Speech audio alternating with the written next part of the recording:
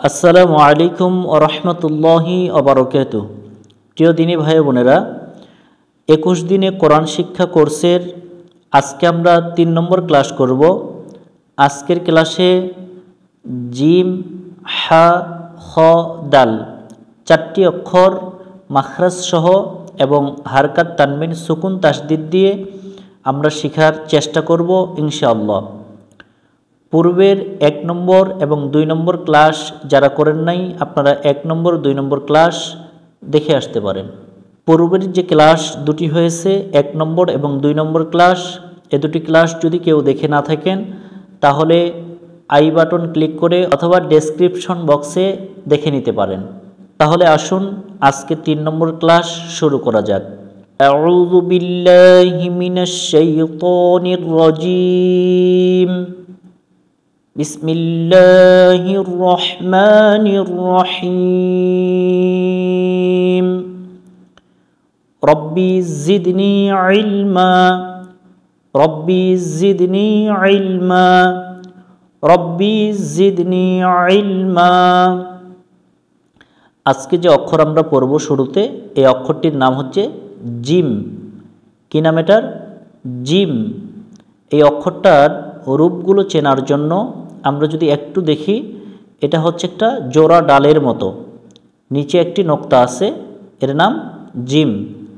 আরেকটি কথা বলি, আমরা যে নিয়মে পড়তেছি, যে বই থেকে পড়তেছি, এই বইটি হচ্ছে কোরিয়ানা পদ্ধতিতে কোরআন শিক্ষা সোসাইটির বই এবং আমরা যে নিয়মে শিখতেছি এটা হচ্ছে কোরিয়ানা পদ্ধতিতে। এই অক্ষরটার রূপটা এবং ছন্দটা আমরা একবার পড়ে নিই। জোড়া ডালের মতো দেখা যায়, জোড়া ডালের মতো দেখা যায়, নিচে একটি নোক্তা, তার নাম জিম, তার নাম জিম। তার নাম কি? জিম। প্রশ্ন হচ্ছে জিম অক্ষর কেমন করে পড়তে হয়? এটা হচ্ছে মাখরাজ। তো আমরা মাখরাজগুলো মুখস্থ করে নিব। জিম অক্ষর জিহব্বার মাঝখান থেকে শক্ত করে পড়তে হয়। Gym, gym. এটা জিম পাতলা করা যাবে না। জিম অক্ষর জিহব্বার মাঝখান থেকে শক্ত করে পড়তে হয়। এটা মুখস্থ করে নিব আমরা। জিম অক্ষর জিহব্বার মাঝখান থেকে শক্ত করে পড়তে হয়। জিম অক্ষর কেমন করে পড়তে হয়? উত্তর, জিম অক্ষর জিহব্বার মাঝখান থেকে শক্ত করে পড়তে হয়। আমরা অক্ষরটার শুরুতে যে রূপটা দেখতেছি, জোড়া ডালের মতো, নিচে একটি নোক্তা, এটার নাম জিম। এরপরে এখানেও জোড়া ডালের মতো আছে, তবে উপরের দিকটা একটু বাঁকানো আছে। শেষে জোড়া ডালের মতো, নিচের দিকটা বাঁকানো, মাঝখানটে নোক্তাটা। আমরা অনেকজনই এটা পড়ছি জিমের পেটে এক নোক্তা।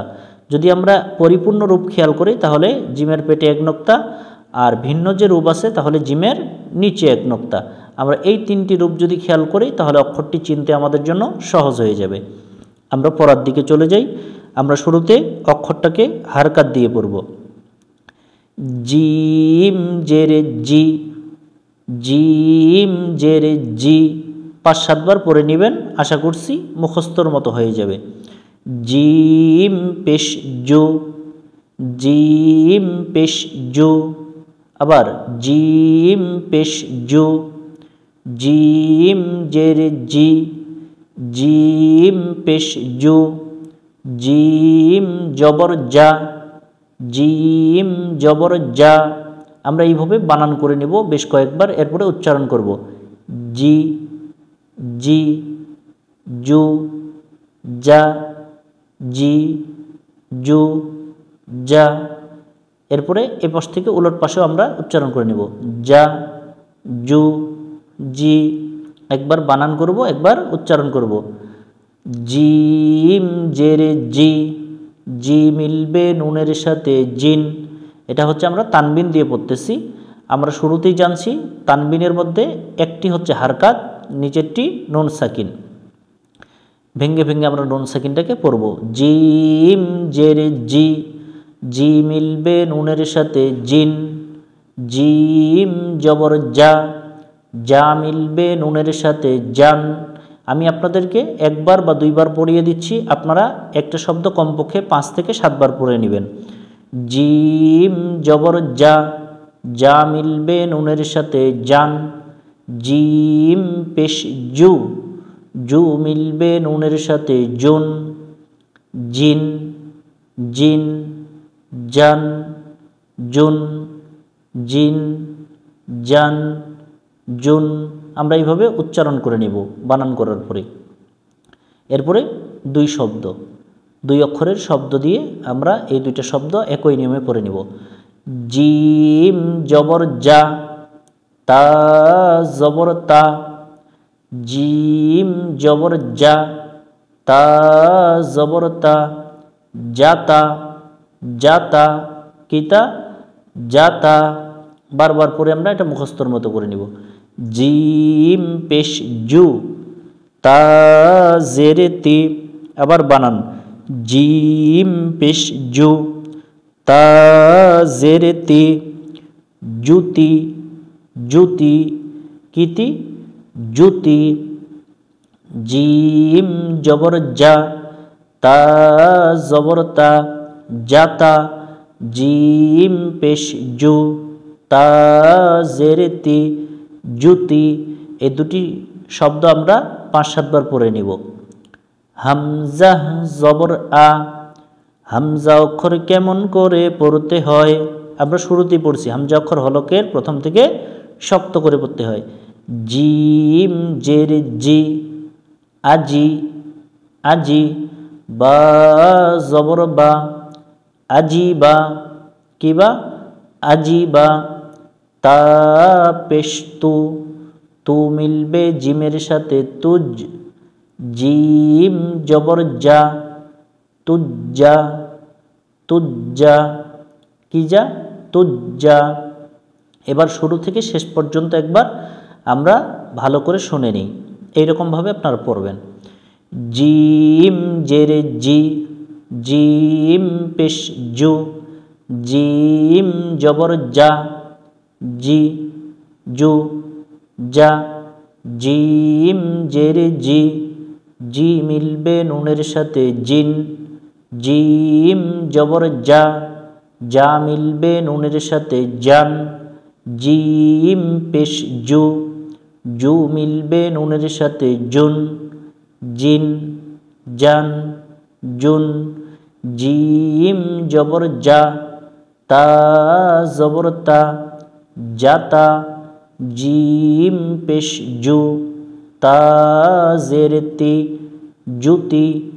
হামজা জবর আ, জিম জেরে জি, আজি। বা জবর বা, আজিবা। তা পেশ তু, তু মিলবে জিমের সাথে তুজ। জিম জবর যা, তুজ্জা। আমরা এইভাবে জিম অক্ষরের লাইনটা শুরু থেকে শেষ পর্যন্ত পড়ে নিব।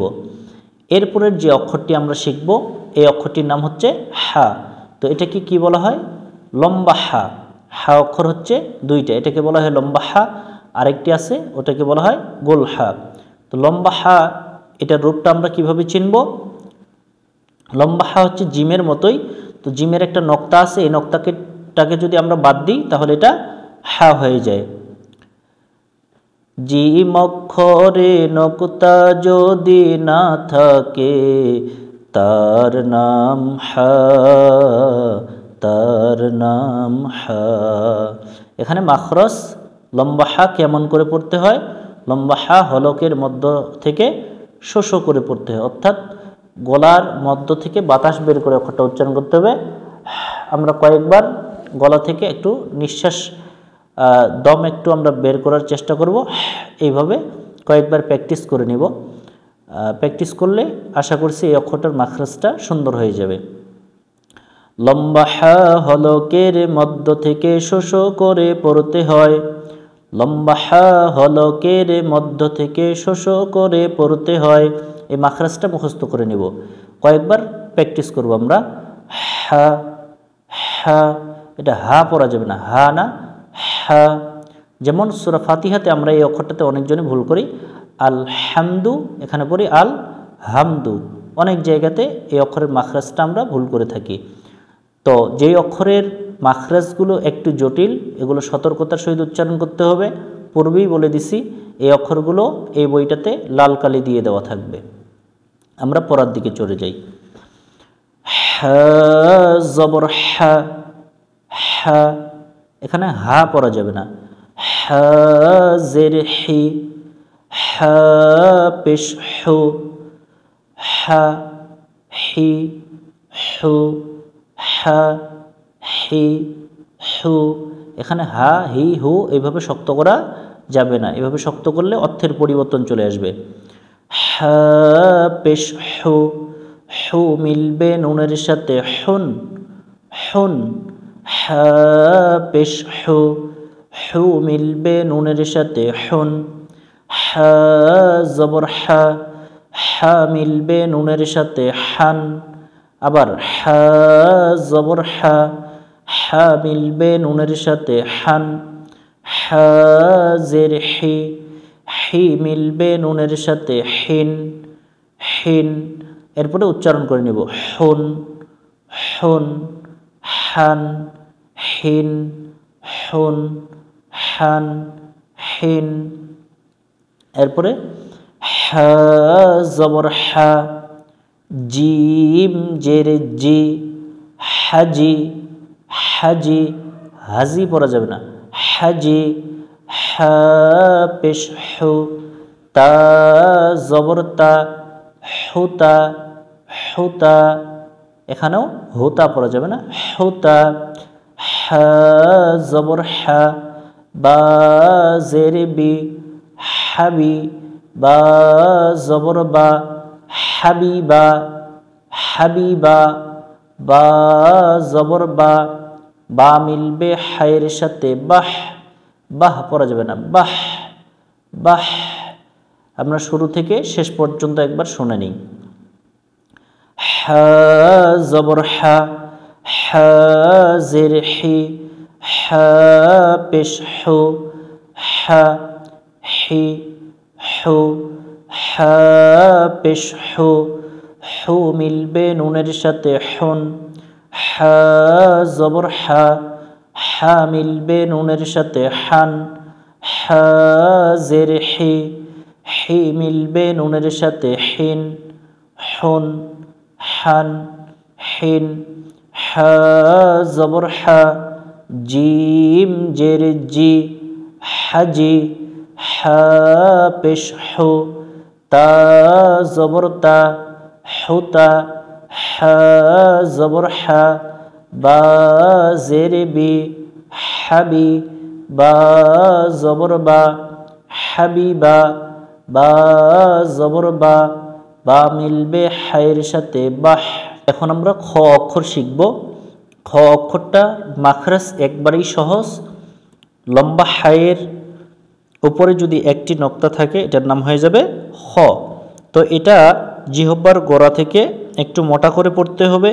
আমরা অনেকজনই এই অক্ষরটা ভুল করে উচ্চারণ করি, সেটা হচ্ছে খা পড়ে থাকি। অনেক সূরাতে এই অক্ষরটা আমরা সমস্যা করি। যেমন সূরা ফালাকের 2 নম্বর আয়াতে পড়ি আমরা মিং শাররি মা খালাক, এখানে খালাক পড়া যাবে না, মিং শাররি মা খলাক। এই যে খ অক্ষরে জবরে আমরা আকার পড়ে থাকি। আরও বিভিন্ন জায়গাতে মিং শাররিল ওয়াসওয়াসিল খন্নাসের জায়গা আমরা অনেকজনে খান্নাস পড়ে থাকি। তো এই অক্ষরটার সময় একটু সতর্কতার সহিত আমাদের জবরের বেলায় উচ্চারণ করতে হবে, যেন জবরে আকার না হয়, অর্থাৎ খা যেন না হয়। অক্ষরটার রূপ কীরকম? লম্বা হায়ের মতো। হা অক্ষরের উপরে একটি নোক্তা থাকলে তার নাম খ, তার নাম খ। আমরা পড়ার দিকে চলে যাই। খ পেশ খো, খু না খো, খো ভিতর থেকে বলবো। খ পেশ খো, খ জের খি, খি, খি। খ জবর খ, খু, খি, খ, খু, খি, খ। একবার বানান, একবার উচ্চারণ করে নেব। খ পেশ খু, খু মিলবে নুনের সাথে খুন, খ পেশ খো, খু মিলবে নুনের সাথে খুন। আমরা একটা শব্দ কমপক্ষে 5-7 বার করে পড়ে নিব। খ জের খি, খি মিলবে নুনের সাথে খিন। খ জবর খ, খ মিলবে নুনের সাথে খন। খান পড়া যাবে না, খন উচ্চারণ। খুন, খিন, খন, খুন, খিন, খন। খ জবর খ, তা জবর তা, খতা, খতা। এখানে খাতা পড়া যাবে না, খতা। খ পেশ খু, আবার খ পেশ খু। বা জবর বা, খুবা, খুবা, খুবা। খ জবর খ, বা জের বি, খবি। এখানে খাবি পড়া যাবে না, খবি। সা জবর সা, এটা সা অক্ষর জিহ্বার আগা থেকে নরম করে পড়তে হবে। খবিসা, খবিসা। তা জবর তা, তা মিলবে খয়ের সাথে তখ। খ জের খি, তখি, তখি। তাখি পড়া যাবে না, তখি। তাসদিদওয়ালা অক্ষর 2 বার উচ্চারণ করতে হবে। একবার ডান পাশের অক্ষরটির সাথে মিলিয়ে পড়ব, একবার একা উচ্চারণ করব। শুরু থেকে শেষ পর্যন্ত শুনে নিই। খ পেশ খো, খ জের খি, খ জবর খ, খো, খি, খ। খ পেশ খো, খো মিলবে নুনের সাথে খুন। খ জের খি, খি মিলবে নুনের সাথে খিন। খ জবর খ, খ মিলবে নুনের সাথে খন। খুন, খিন, খন। খ জবর খ, তা জবর তা, খতা। খ পেশ খো, বা জবর বা, খুবা। খ জবর খ, বা জের বি, খবি। সা জবর সা, খবিসা। তা জবর তা, তা মিলবে খয়ের সাথে তখ। খ জের খি, তখি, তখি। আমরা 3টি অক্ষর শিখলাম, জিম, হা, খ। এই 3টি অক্ষর দেখতে একই রকম। আমরা নক্তাগুলো মুখস্থ করে নিব। জিমের নিচে 1 নক্তা অথবা জিমের পেটে 1 নক্তা, হা খালি, খর উপর 1 নক্তা। সর্বশেষ আজকের ক্লাসের যে অক্ষর আমরা শিখব সেই অক্ষরটির নাম হচ্ছে দাল। কি নাম? দাল।